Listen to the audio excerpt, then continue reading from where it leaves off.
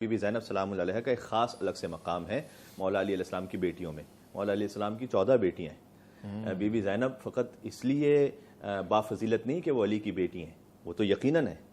کیونکہ ان کی زیارت میں بھی جملہ ہے کہ سلام ان پر کہ جو ولی اللہ کی بیٹی ہیں، سلام ان پر کہ جو ولی اللہ کی خواہر ہیں، سلام ان پر کہ جو ولی اللہ کی پھوپھی ہیں۔ تو لیکن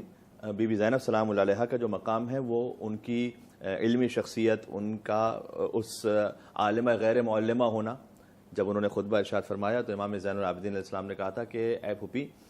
جان، خدا کی قسم انت عالمۃ بلا معلمۃ وفہمۃ غیر مفہمۃ، کہ آپ وہ عالمہ ہیں کہ جیسے کسی دنیا کے استاد نے تعلیم نہیں دیا، آپ وہ سمجھنے والی ہیں،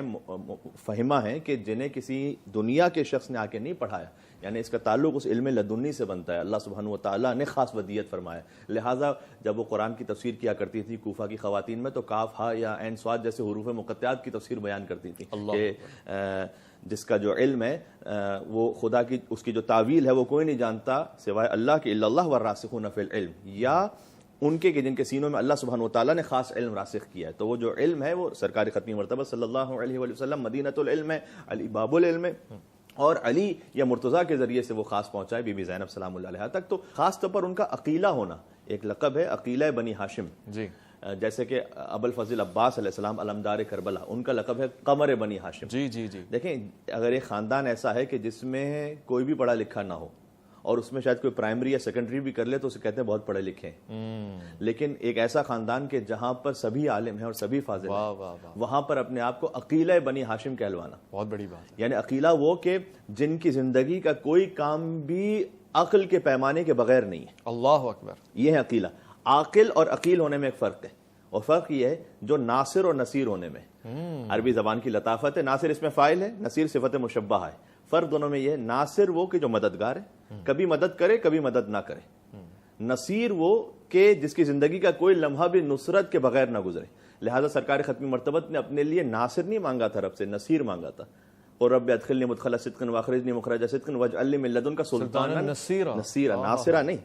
جو مولا علی مرتضیٰ علیہ الصلوۃ والسلام اللہ سبحانہ وتعالیٰ نے بطور نصیر عطا فرمائے رسول اللہ صلی اللہ علیہ وآلہ وسلم کو۔ تو ایک لمحہ بھی یہ فرق ہے ناصر اور نصیر میں، اور یہی فرق ہے عاقل اور عقیل میں۔ عاقل وہ ہوتا ہے کہ ہم سبھی ماشاءاللہ عاقل، اللہ سبحانہ وتعالیٰ نے عقل کی نعمت عطا کی، لیکن ہم زندگی میں کوئی ایسا کام کر سکتے ہیں کہ جو عقل کے پیمانے پر پورا نہ اترے، اس لیے کہ ہم عاقل ہیں۔ لیکن جو عقیل ہے فقط نام کی حد میں نہیں، جو اس میں بامسمہ ہے، جس کا پورا وجود ہی اس عقل کے پیمانے پر ہے، تو عقیلہ بنی ہاشم جب، تو ان کی زندگی کا کوئی لمحہ ایسا نہیں کہ جہاں عقل کے بغیر انہوں نے کوئی فیصلہ کیا ہو۔ اور عقل کا مطلب یہاں پر کیا ہے؟ عقل کا مطلب فقط مالی لین دین کے معاملات میں نہیں کہ بڑا عقل مند ہے، عقل کا مطلب فقط یہ نہیں کہ گھر کے خرید و فروخت میں بڑا عقل مند ہے۔ عقل کا مطلب یہاں پر یہ ہے کہ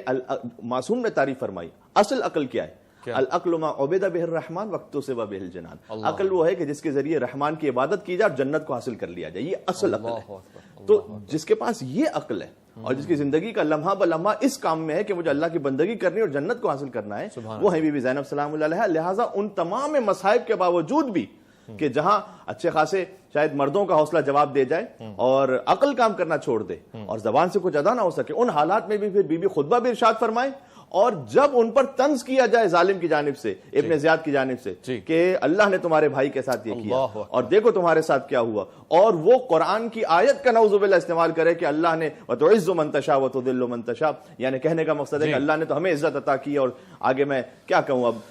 جب اس وقت بیوی نے فرمایا کہ مَا رَأَيْتُ إِلَّا جَمِيلًا، یہ معراج ہے، اس عقل کی معراج ہے جو اللہ سبحانہ وتعالیٰ نے بی بی زینب سلام اللہ علیہ کو عطا فرمائی، کہ میں نے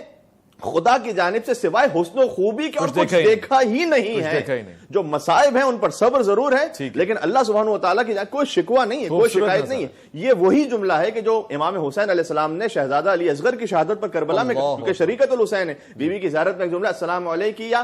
عدیلۃ الحسین، سلام اس پر کہ جو حسین کی عدیلہ ہے، وہ حسین کے جو پنجتن میں سے پانچویں ہیں اصحاب کسا میں سے، ان کی عدیلہ، ان کی ہمسر، ان کی شریک۔ تو لہٰذا کربلا میں جو امام حسین نے کہا تھا نا کہ جب 6 مہینے کا بچہ ہاتھ میں کہا کہ میں خدا تیری رضا پر راضی ہوں، رضن بقضائک و تسلیما لامرک، وہی بی بی نے اپنے الفاظ میں فرمایا دربار ابن زیاد میں کہ ما رأیت الا جمیلا، اللہ کی جانب سے سوائے حسن و خوبی اور جمال والی آنکھ، سلام ہے اس آنکھ پہ جو خوبصورتی خدا کو دیکھ رہی ہے اور مشاہدہ کر رہی ہے، اور اس کے بعد شاکر بھی ہے، شکراً شکرا کے جملے بھی کہہ رہی ہے۔